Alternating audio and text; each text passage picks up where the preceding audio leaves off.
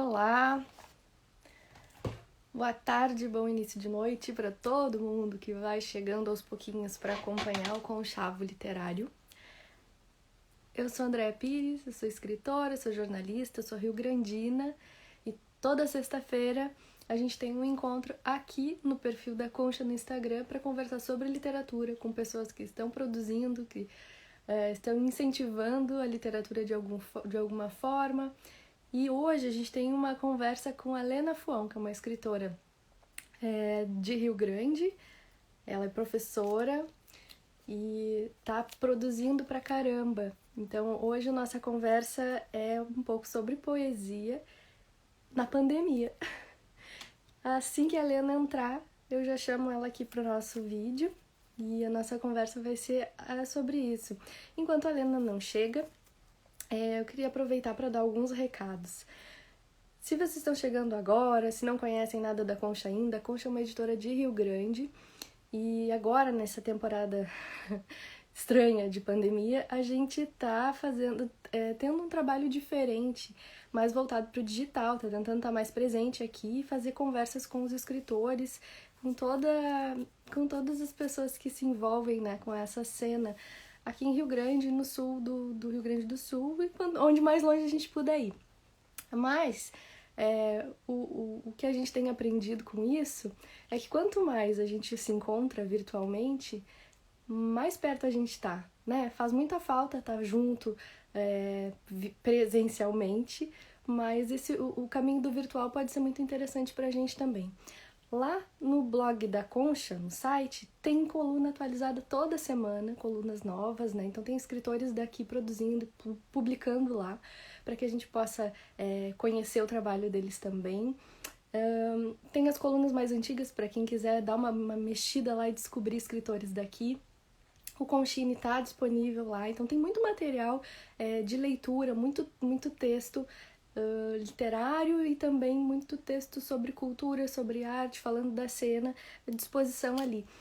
Além disso, tem os livros da Concha que continuam sendo vendidos através do nosso site, né? Então, se alguém tiver interesse, ou tiver curiosidade, quiser saber como é que faz para comprar, pelo site tem todas as informações, ou pode mandar um recadinho aqui inbox também e a gente vai conversar. Quando a pandemia começou, a gente reorganizou o trabalho. Então, as nossas saídas para correios, né, as saídas de envio de livros, tem sido uma vez por mês. E aí eu tenho feito isso no inicinho do mês. Vira o mês, na primeira semana ali eu organizo todos os pedidos e vão de uma vez só.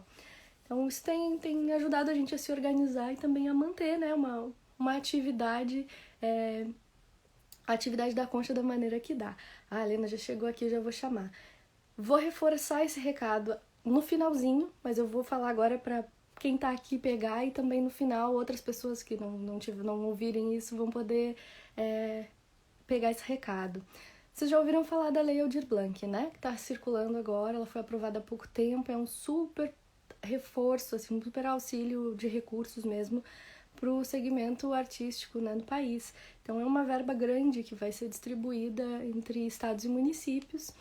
E é muito importante que os artistas se organizem, né, pesquisem sobre essa lei e entendam como é que faz para acessar esses recursos. Aqui para Rio Grande é muito importante que os artistas se cadastrem no mapeamento cultural que a prefeitura está fazendo, porque só através desse cadastramento é que as pessoas vão poder pleitear esses recursos que vão ser distribuídos ou em forma de pagamento, né, de salário emergencial para os artistas e trabalhadores da cultura, ou em forma de auxílio para estabelecimentos culturais, ou então em forma de digital.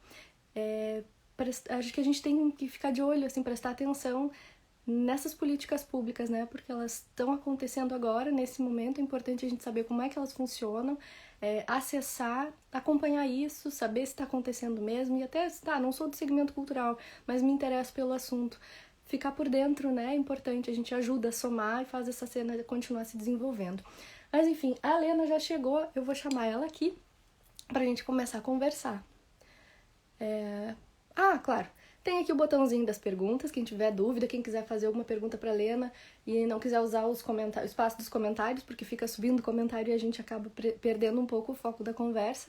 Então pode usar esse box das perguntas aqui do ladinho. O aviãozinho manda essa conversa para quem vocês acham que pode se interessar pelo nosso papo aqui e os coraçõezinhos, né? Sempre que esse coraçãozinho sobe, a gente se sente muito acolhido e sente que tem bastante gente participando da conversa com a gente também. Então, fiquem à vontade, aproveitem o conchavo. A qualquer momento, a gente pode ler, sim, o comentário de vocês, incluir essas perguntas e tudo que vocês disserem na nossa conversa também. Tá bom? Vamos lá, então, conhecer o trabalho da Lena. Aqui, espero que dê certo, que ela entre logo.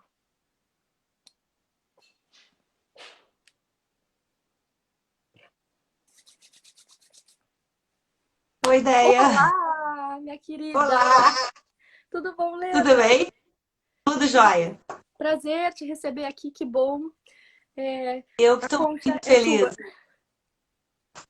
Eu que estou muito feliz por ter me feito esse convite, porque falar de literatura para mim, tu sabe que é tudo que eu gosto, né? É tudo que eu tenho feito agora também ultimamente. Eu fiquei bastante lisonjeada de tu ter me chamado e estou aqui, pode perguntar o que quiser. Imagina, olha só, a gente poderia falar sobre um monte de assuntos, né? Dentro da literatura e da tua obra, do que tu faz, dos teus assuntos, de tudo que tu já fez, quais são dos teus planos e tal. Mas a gente fez esse recorte da poesia na pandemia, que eu acho que é legal ter o relato de um artista agora, daqui, contando como é que tá sendo produzir, porque tu é uma das pessoas que tá conseguindo produzir, tá te relacionando, experimentando coisas agora. E seria super bacana a gente te ouvir sobre isso. Assim, acho que ouvir o relato de pessoas que estão criando mesmo, apesar de tudo que tem tá por aí, estimula, sabe? Faz a gente se inspirar e faz a gente se fortalecer também. Então, acho que é uma coisa muito legal poder falar o máximo que a gente pode sobre como é que tá sendo. Às vezes é muito bom, às vezes não é, e é do processo, né? Então é legal a gente compartilhar isso. Mas antes da gente passar para as perguntas que eu vou te fazer, eu queria que tu contasse um pouquinho, assim, de quem que tu és. Te apresenta, fica à vontade, fala quem é a Lena Fuão e, enfim, Então tá, a janelinha é tua. tá bom.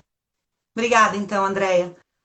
Eu sou Lena Fuão, então, né? Sou escritora e professora há muito tempo já, acho que há uns 34 anos, eu comecei bem novinha. Eu tinha 16 anos quando entrei na sala de aula pela primeira vez. Ainda esses dias eu estava na feira aqui de manhã no cassino e entrei numa banca e um cara que parecia que tinha a minha idade, assim, né? Me perguntou, tu não é a Lena, não sei o quê, né? Fui professora dele quando ele tinha 6, 7 anos, na época em que eu comecei com 16. Então, tu imagina, eu tenho um tempo de sala de aula que é imenso, né?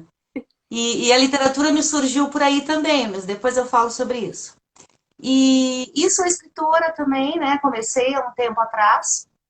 Na verdade, eu comecei lá o meu primeiro livro é de 2012, mas eu comecei a escrever em 2009, 2010. Eu comecei a rascunhar algumas coisas, aí fiquei escrevendo uns 2, 3 anos para depois eu colocar o primeiro livro, a tapa, cara a tapa, né? Como a gente diz.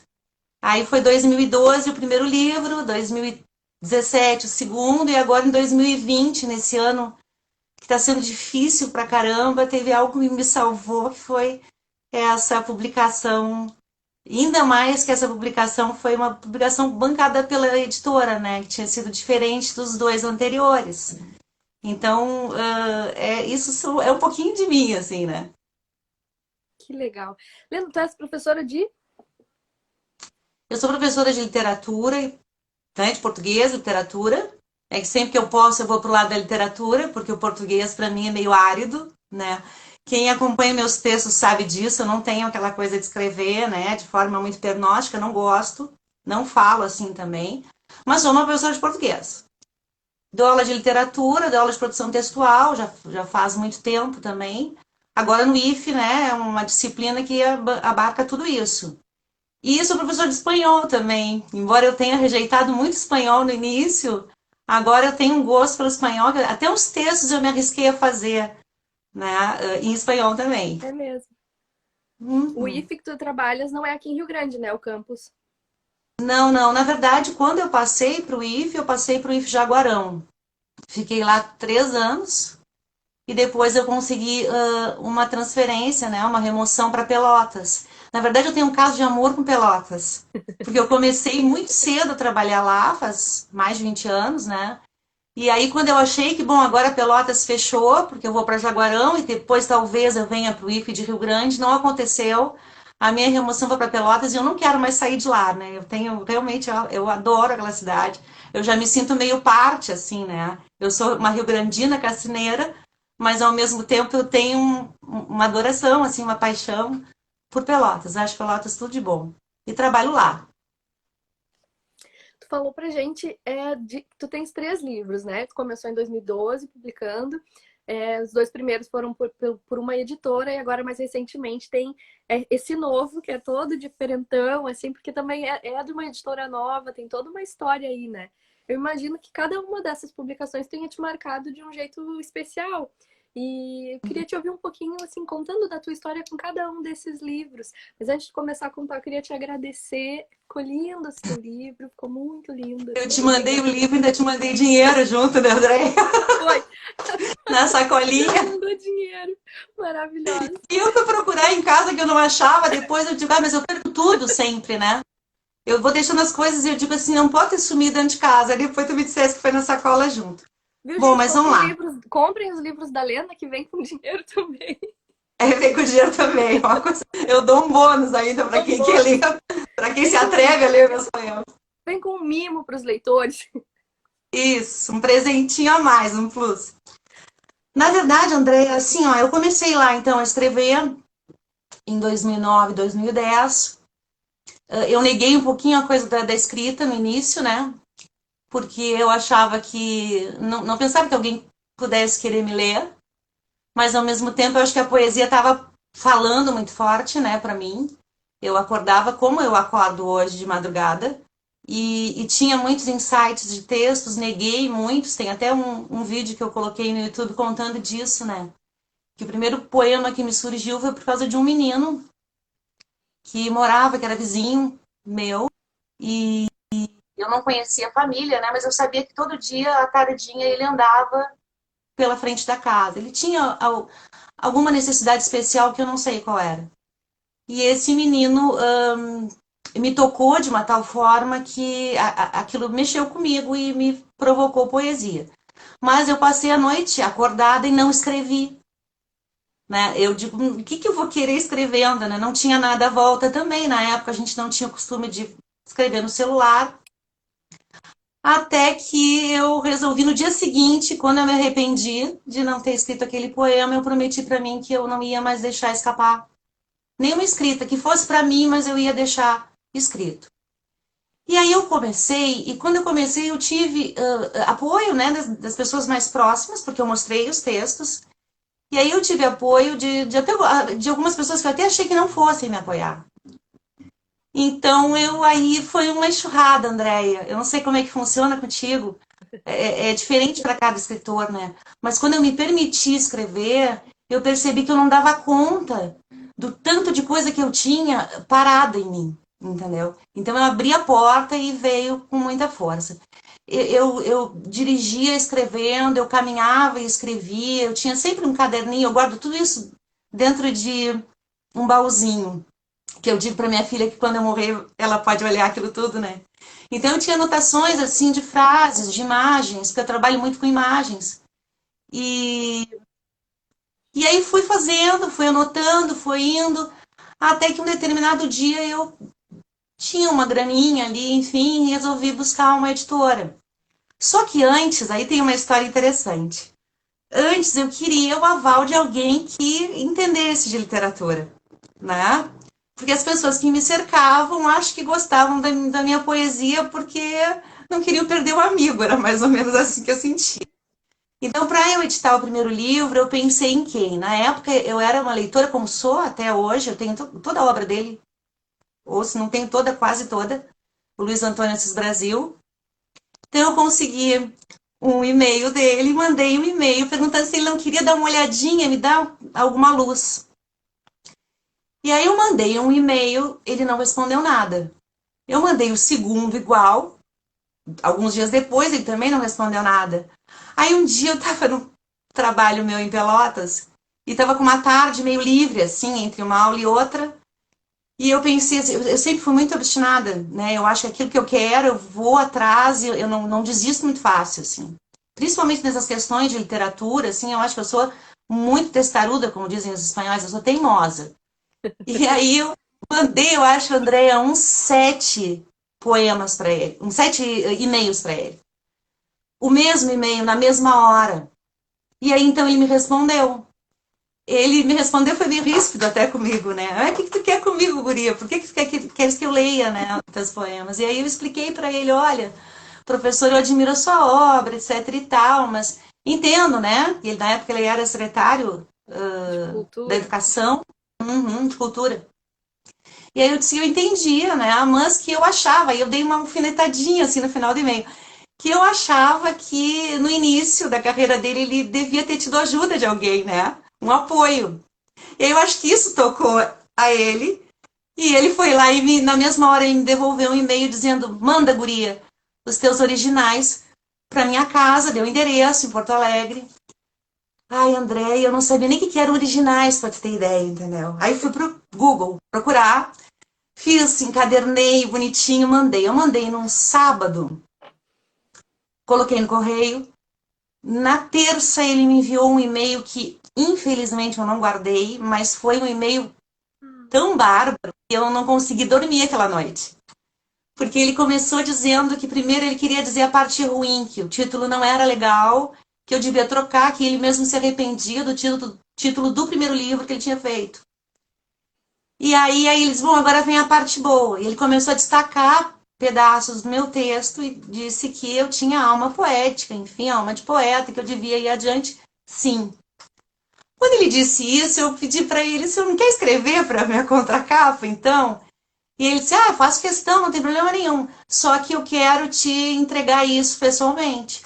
Aí acho que passou um mês, alguma coisa desse tipo. Ele veio ao FURG dar uma palestra. E eu me fui. Fiquei lá atrás, quietinha. Quando ele desce do palco, era uma galera à volta dele, eu não conseguia quase chegar. Oh, imagino. Mas até que cheguei a ele abriu a pastinha, tirou os originais e só disse para mim assim que eu devia esquecer pontuação, esquecer que eu era professora de português e deixar o texto fluir mais sem aquela pontuação. Foi o que faltava, né? Porque realmente eu pontuo o mínimo assim agora, né? E aí, então, eu fiz o primeiro livro sobre a pessoa e outros poemas, que eu acho que tem muito, assim, de metapoesia, porque eu estava tentando entender, né, o que era esse processo que estava acontecendo comigo. Então, eu acho que ele é basicamente metapoesia e autobiografia. Porque eu tinha uma necessidade de passar meio a limpo, né, as minhas memórias, as pessoas que tinham me marcado, enfim. Isso aconteceu em 2012, aí eu procurei a Livraria Mundial, que tinha, né? Não sei se tem ainda, uma editora. Fiz o livro. Enfim, os livros não estão mais comigo. Eu tenho uns 3 ou 4 só, porque eu doei, né, André? Sabe que não vende, né? É muito difícil vender. Não, mas que eu estava me iniciando, aquela coisa toda. Mas o prazer que eu tenho e que eu tinha naquela época de dar um livro meu, assim, acho que pagava um monte, né? Tem escritores que detestam ouvir isso, mas eu estou dizendo o que eu acho, né? O que eu penso. Então eu achei maravilhoso. Mas esmoreci, né? Passou um tempo, eu tinha doado muito, tinha vendido quase nada, os que eu deixei na livraria. Nunca eu vi dinheiro nenhum daquilo, embora tivesse vendido, não tive um relacionamento legal dessa conversa aí. Talvez tenha sido falha minha, enfim, mas não tive. E aí, quando eu continuava escrevendo. Aí, um determinado dia, eu recebi um e-mail de uma ex-professora minha da FURG, que me surpreendeu, até não foi e-mail, foi um messenger, assim, né? Ela abriu ali inbox no Facebook. Nós não éramos amigas, não somos, nem somos amigas até agora no Facebook, mas ela me dizia que tinha ido à livraria, tinha comprado meu livro, que tinha gostado muito, e ainda me disse assim, Helena, tu sabe que eu não sou de jogar confete em cima de ninguém, mas eu te digo que tu tem que ir adiante. Vai, que tá legal, tu tem que fazer mais. Foi o que faltava para eu fazer o lava-boca para falar de poesia. Então aí eu publiquei esse segundo aqui, que eu acho que já é bem diferente do primeiro. Eu acho que tem uma evolução, assim, não sei se é uma evolução positiva, mas tem uma diferenciação do primeiro livro para o segundo. Eu, no meu entender, fiquei um pouco mais madura aqui. E aí, em 17 foi esse. Aí eu continuava produzindo, só que aí eu terminou esse daqui e eu comecei a ver que eu modificava um pouco o meu formato. Eu comecei a fazer alguma coisa mais em prosa, a prosa poética, alguma coisa mais intimista. Tinha alguns textos que eram mais crônicas, que eu vivia determinadas situações e tinha vontade de colocar no papel isso. E aí, quando eu consegui, porque eu estava namorando com a editora Patuá, na verdade, fazia mais de um ano e eu não tinha resposta. Mas, Todos quando namoram passou com a esse. Patuá. Todos Que namoramos com que a é? Patuá. Ah, eu não, é, né? Uma coisa que a Patuá namora com muita gente, ou muita gente se namora por ela. E aí eu entrei em contato com o Eduardo, enfim, né? Pedi algumas vezes, mandei alguns e-mails, não tive resposta, até que no verão agora, eu voltava de uma viagem para o Chile e ele tinha me dado a resposta. Eu me lembro que eu estava no Rio de Janeiro, assim, para mim foi uma felicidade imensa, assim, foi uma das maiores felicidades que eu tive na vida, quando ele disse que sim. E eu tinha mandado três tipos de texto, no meu entender, três tipos de textos diferentes. Porque uns eram, né, mais pro lado da crônica, não tinha mandado um livro pronto, eu tinha mandado uns textos para ele olhar. Uns tinham poesia em verso e mais a poesia em prosa, né, a prosa poética, enfim. E aí, quando eu perguntei para ele, tá, mas e agora o que, que eu faço? Que tipo de texto desses que eu pego? Ele disse assim, a escolha é tua. Eu digo, não quer saber? Eu vou botar tudo. Eu vou fazer um livro diferente, não quero saber se isso é legal, se não é legal, né? Se alguém já fez ou se ninguém faz. A única coisa que alguém me falou naquela época foi, bom, mas tu não pode participar ou não deves participar de nenhum concurso a partir daí. Porque tu não vai conseguir colocar nem na poesia, nem na prosa. Mas os concursos, na verdade, Andréia, nunca assim, ó, só no início né, me seduziam. Empolgaram. Depois passou um pouco isso, entendeu? Essa coisa de competir eu acho tão complicado.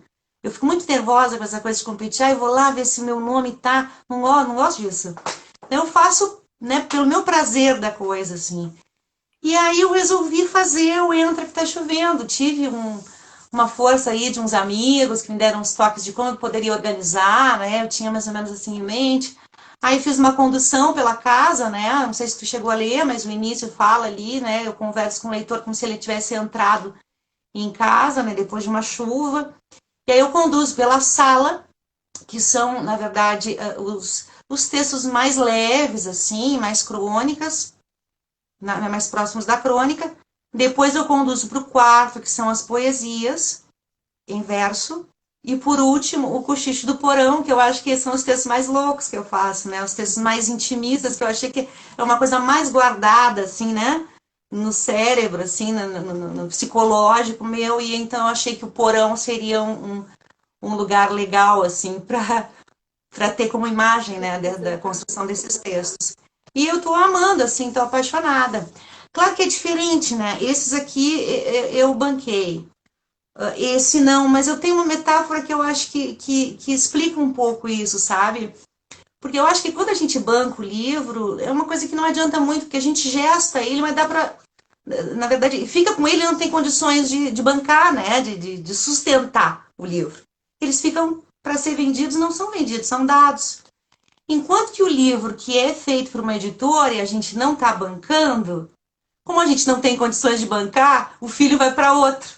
Mas é bem cuidado, entende? De repente é mais fácil de divulgar, etc e tal.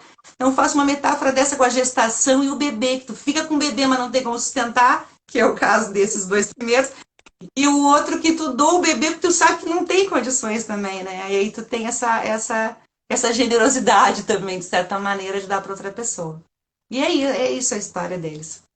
Que bonito, Lena. Acho que tu levantou vários pontos interessantes, assim, porque muita gente, às vezes a gente acha que as pessoas sabem como é que funciona, mas não é, né? Nem tudo tá dado. Então, o que que significa isso da eu banquei a minha edição, eu banquei a minha edição? É o que a gente chama de edição por demanda, que é quando o autor custeia, né? E Sim. muitas editoras trabalham assim, algumas editoras trabalham com coparticipação, que é junto, assim, com coedição, né? Banca uma parte, o autor entra com outra parte. Tem muitas modalidades, muitos modos de produzir um livro. E tem também o que a gente acha mais interessante, porque tu sente que parece que o teu trabalho foi mais acolhido quando a editora consegue bancar todo o teu projeto, né? São muitas maneiras de fazer e muitos tipos de editoras também, de muitos tamanhos, com muitas propostas. Então, acho que é bacana tu ter esse olhar assim e também acho que deixar esse recado de que é um trabalho super bem feito também, mesmo que a editora não tenha dito para ti, vou bancar toda a tua edição, ou então tu vais ter uma tiragem Sim. de 1.000 exemplares e às vezes não tem como, a tua tiragem é, sei lá, Não. 100, 200, isso é muito. A gente não tem muita noção, às vezes, do que é muito livro e pouco livro para uma tiragem, né? E às vezes uma tiragem de 100 exemplares é bastante, é difícil de distribuir, leva um tempo, os livros não saem de uma vez só. Às vezes leva anos para tu conseguir esgotar uma edição, tanto dos livros de pessoas que estão começando, quanto dos livros de escritores já com muita caminhada, muito chão. Não é fácil para ninguém. Mas acho muito bonito, assim, tu levantar essa bola e dizer como é que é a tua relação com essas formas de escrever e que também passa pelo teu amadurecimento como artista, assim, num primeiro momento tu foi direto lá naquela pessoa que te deu gás, que, poxa vida, é um baita carimbo, né? Se o Brasil te dizer, guria, vai, que Sim. legal. Puxa, aí tu te encoraja e vai. Aí no segundo vem alguém que tem uma relação contigo de professora, que tu admira e tal, e diz assim, vai Não, também. e Aí tu diz, não, eu vou conhecimento mesmo. literário bárbaro também, né? Tem um Então, olha, conhecimento literário bárbaro. sim, Bárbaro. aí tu pensa, olha que bacana, sabe? Tu ter esses pontos de apoio, né, no teu caminho, na tua trajetória, e hoje tu pode olhar e dizer assim, ah, sim, os concursos não fazem mais a minha cabeça. Concursos são importantes para validar várias coisas, para te chamar atenção para o lugar onde tu tá, por exemplo, porque a gente sabe que ele escreve aqui no sul do sul e longe dos grandes Uhum. centros, então quando alguém chama atenção aqui, todo mundo que está na volta acaba também recebe uma luzinha, né? Então, os concursos são interessantes por muitas coisas. E tem o aspecto da competição, que realmente eu também não acho que seja uma coisa que seja legal para literatura, assim, no meio da escrita. Mas te ajuda também. É uma maneira de te ajudar a caminhar na tua ida criativa, né? Mas tu falou pra gente, assim, ó, dos teus textos mais loucos. A gente consegue fazer um passeio aqui por essa casa, e que é uma casa mais onde tu tá mais à vontade do que quando tu começou lá nos teus primeiros livros, né? E tu escreve prosa também, teve conto premiado e tal, mas é com a poesia que tu te agarra mais, né?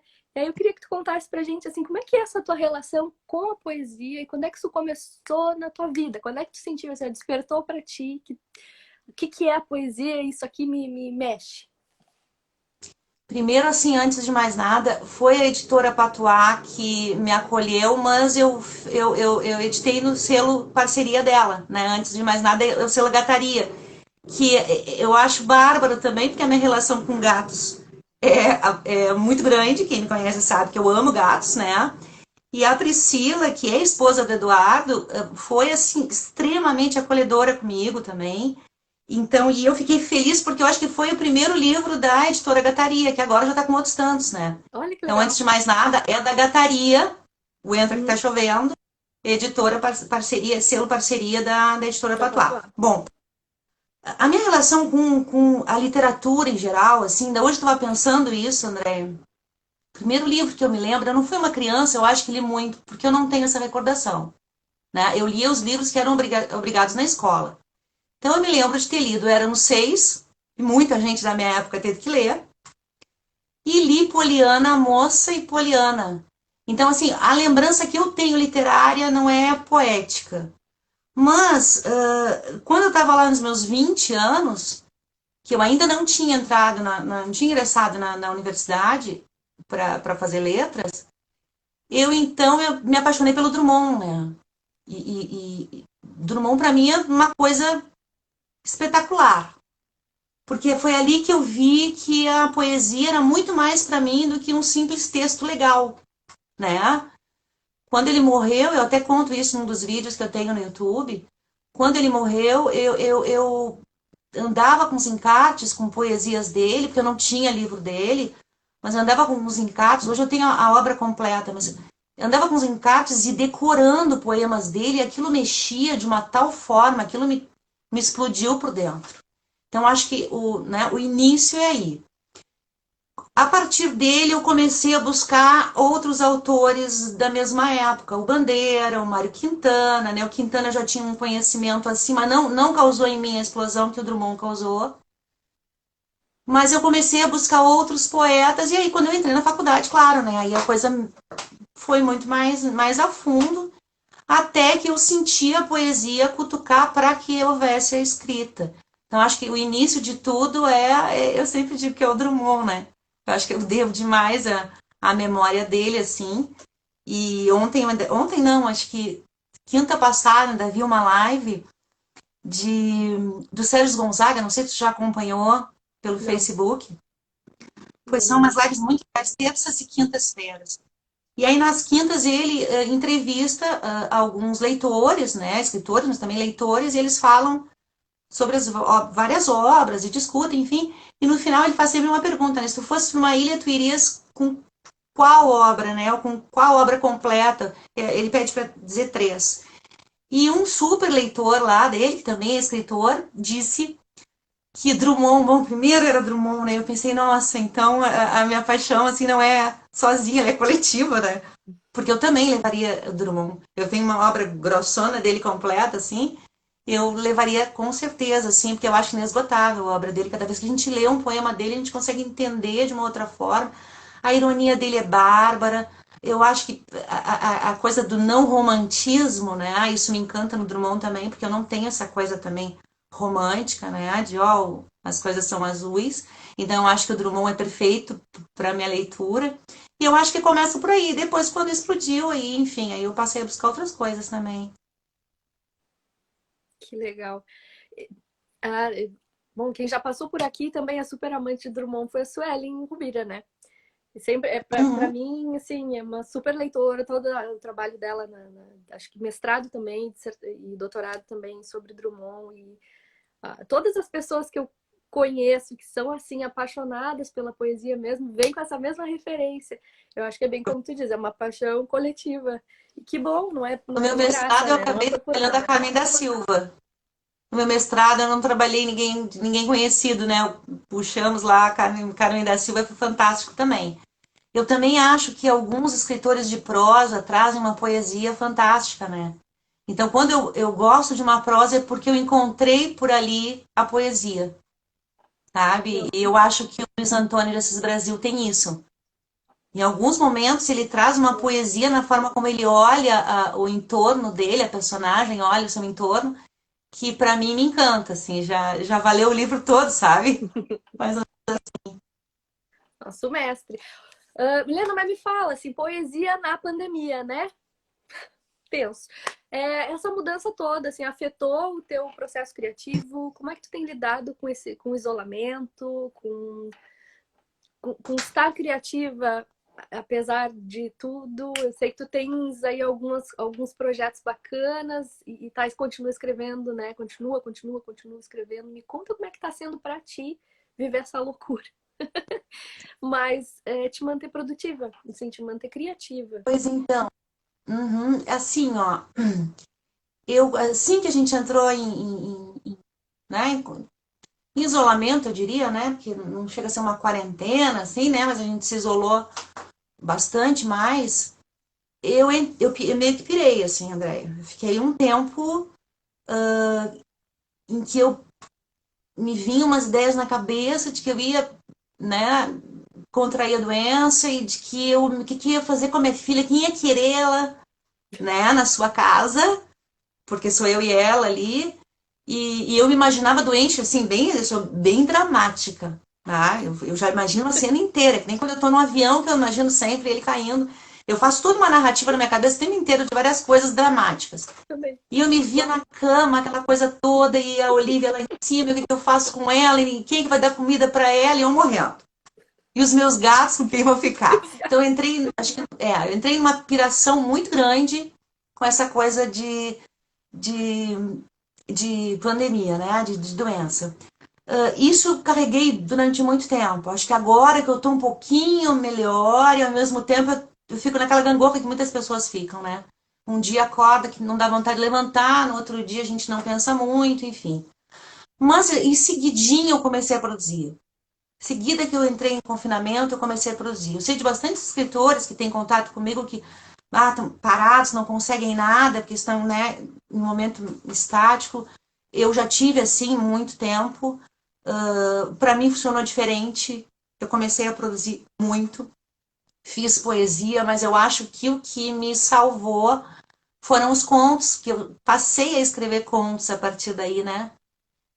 Eu escrevia lá no início um conto, do nada, assim, mandei para um concurso, foi premiado. Depois, há uns 2, 3 anos atrás, estava andando de ônibus, acho que indo para Porto Alegre, surgiu o Ordenado, que é aquele, né, que é um dos que está lá no vídeo também, que é até um continho, é mini conto tudo, né, mas uma coisa que tem meio engraçada e fala das relações entre marido e mulher.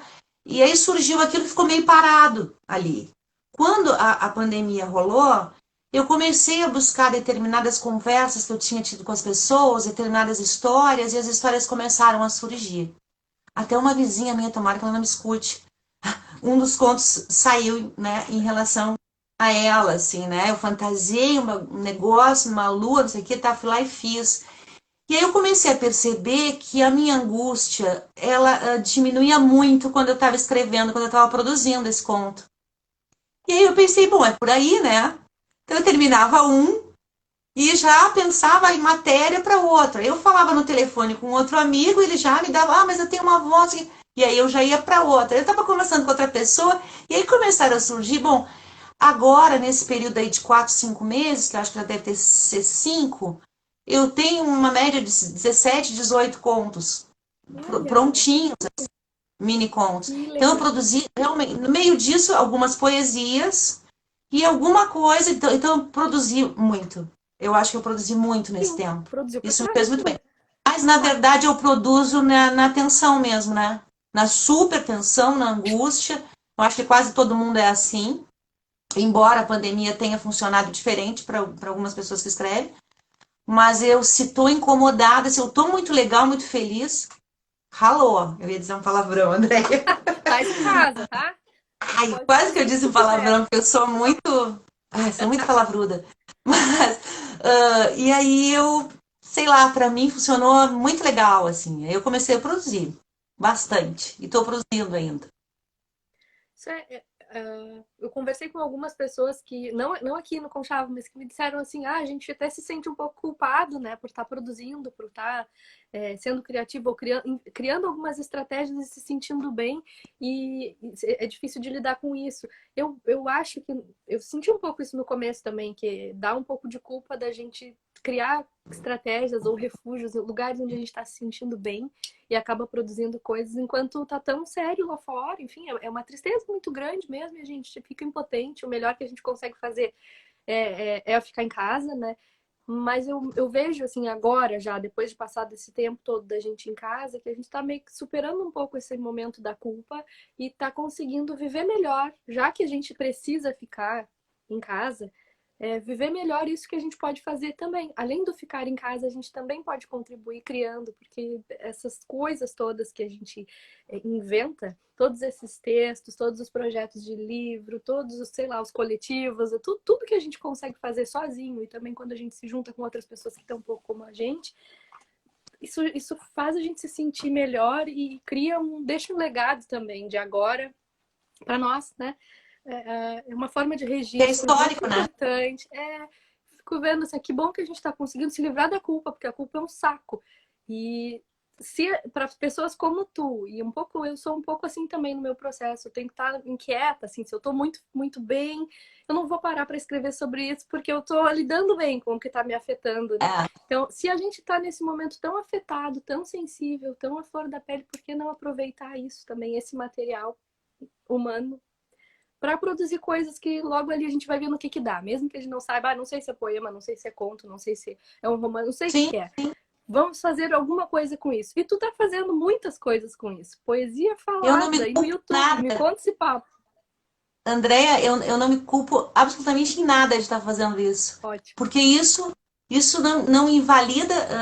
a minha tristeza e o meu luto. Muito pelo contrário, quem está comigo sabe que assim eu me super preocupo, né? Não só comigo, mas com a situação toda, né? Sinto pelas outras pessoas, por quem morreu, pelos familiares, pelas pessoas que estão sofrendo, pelas pessoas que não têm o que comer, né? Porque tem muita gente em situação bem ruim. Mas isso, essa minha criação, essa minha vontade de criar, não vai, como é que eu vou te dizer, não vai fazer ruim para eles, entendeu? Não adianta. E eu posso ficar um pouco melhor, se eu posso ficar um pouco melhor, por que não? Né? Não estou fazendo nada que eu me ache culpada, muito pelo contrário. Estou deixando fluir bem legal. E aí, no meio disso, eu inventei o YouTube. O que aconteceu? Eu já tinha esses dias, eu não pude fazer o lançamento do Entra que tá chovendo presencial. Eu tinha me reunido com duas amigas antes da pandemia, a gente tinha pensado uma coisa muito legal. Né? Eu ia fazer com fotografia, ia chamar, né, umas duas ou três amigas que eu tenho que fazem fotografia. A Daniela era uma que estava, ela nem sabe disso, mas ela estava numa delas para fazer, né? Para cruzar fotografia com poema, ia ter música, enfim, ia ser um negócio bem legal. Só que aí não rolou, foi meio que frustrante, né? O livro estava chegando e não teve como fazer isso.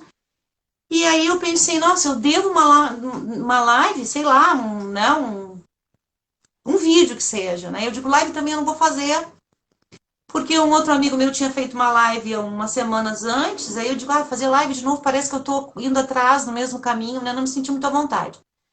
Aí eu pensei, quando chegou, vou fazer um vídeo só, falando. Eu me lembro que o dia que eu fiz o vídeo, eu não sei por que eu fiz aquele vídeo.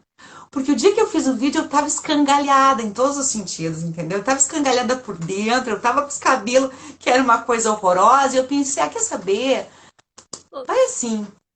E aí eu fiz aquilo, e mesmo estando com aquele cabelo, e naquela situação que parece que eu tô, né, me lamentando, que eu também não sou muito, né, nos vídeos, também não sou muito assim, eu disse, caraca, posso fazer de repente alguma coisa nesse sentido, né? Poder falar um pouco de literatura é uma coisa maravilhosa. Porque é o que eu faço quando eu trabalho, eu não estou trabalhando agora. É o que eu fiz durante anos da minha vida. E eu sempre amei a aula de literatura, né? Eu acho que eu encantava os alunos e me sentia encantado com eles e era uma troca muito, muito legal. Bom, aí eu andei fuçando como é que foi, porque eu sou péssima nas tecnologias, tanto que eu te perguntei como é que é esse negócio, o que eu faço, como... não, Agora que eu andei comprando uma luz, um anel, essa coisa toda, porque foi muito cru, tudo começou muito cru. E aí eu dei uma fuçada no como é que fazia, vi tutorial daqui, tutorial dali, vi que não era difícil. Mas eu digo, não. Até que eu lancei, eu acho que um segundo vídeo, e uma ex-aluna minha, Tayane, fofíssima, que hoje é minha colega, porque é professora, disse, pô, Lena, isso aí tinha que fazer um canal, né, no YouTube para fazer isso. Eu acho que era o que faltava, já tinha dado uma fuçada, ela me deu uma cutucada, e eu digo, então vou. Aquela noite eu não dormi, basicamente, porque eu fiz capa e fiz e não sei o que, bababá. Aí comecei a fazer vídeo. Eu tenho vídeo para até setembro, final de setembro, prontos. Que maravilhoso! Eu comecei assim, ó. Eu comecei aos domingos, né? Mas aí eu vejo que no metade da semana eu tô louca pra postar outra coisa. Então aí eu fui para outro caminho. Domingo é um estilo de proposta, é uma proposta diferente. Eu tô, por enquanto, trabalhando alguns textos meus, porque eu preciso me sentir um pouco segura, né? Então eu falo um pouquinho da temática. Aliás, domingo que vem a temática de gênero. Vai estar muito legal. São alguns textos que falam dessa coisa complicada, né? Que é a sociedade aceitar essa diversidade de gênero. E aí eu comecei a fazer todo um programa, né? Eu vou falar de literatura e memória, falar de literatura intimista. Peguei alguns textos meus que não estão em livros, a maioria não estão. E aí fui fazendo. Eu cheguei a fazer 3 vídeos. O dia de fazer 3 vídeos, eu tô morta, né, no final. Eu quase caí. Mas aí eu me empolgo, vou fazendo, vou fazendo, vou fazendo. E aí eu pensei, bom, quem sabe agora eu não boto alguma coisa a mais no meio da semana, já que eu não tenho paciência, sou ansiosa demais, eu quero acabar postando mais coisas. Então, agora, essa semana eu comecei, já fiz vários também, eu comecei a ler textos de autores consagrados. fazer só leitura para jogar no meio da semana. Mas assim que eu terminar com os meus textos, que deve ir aí até final de setembro, início de outubro, porque na verdade está se desdobrando o negócio, entendeu? Comecei de uma forma e parece que o troço fez assim, sabe? Se abriu absurdamente em várias perspectivas e eu tô adorando isso. Então agora eu vou terminar os meus. No meio disso eu vou trabalhando os autores canonizados, os poetas que eu gosto, as poesias de que eu gosto, né? Que são lançadas no meio da semana. E aí depois vem os autores maravilhosos que a gente tem aqui perto da gente, né? A gente tem gente muito boa aqui. Então eu vou falar, vai ter um vídeo que eu vou falar de dois, já tô com todos os livrinhos separados, um dia eu olho um, outro dia eu olho outro, para ver com quem casa com quem. Alguns vão ser sozinhos, eu vou trabalhar sozinho. Não é no intuito de teorizar nada, sabe, Andréia? Porque eu não tenho essa proposta, não quero teorizar. Quando eu falo alguma coisa de gênero, quando eu falo alguma coisa de literatura intimista, é tudo muito. Apesar de ter estudado isso, né? É tudo muito, sabe? Eu vou deixando levar até para ser de fácil acesso para todo mundo, entendeu? Eu não quero teorizar nada. Super importante. E aí eu vou pegar autores daqui, já estão separados, alguns já deram um ok. E tem até autor do norte do Brasil, porque tem um cara bárbaro lá no norte que eu comecei a seguir, Ayrton Souza, e ele faz alguma coisa parecida no Facebook, lendo outros autores. E eu achei tão generoso da parte dele fazer isso, porque ele faz só leitura de autores, né, de outros dele também, mas principalmente de outros autores, ele promove os autores por lá. Eu achei ele tão generoso e eu descobri tanta gente legal com ele que eu entrei em contato com ele e digo, eu quero o livro teu.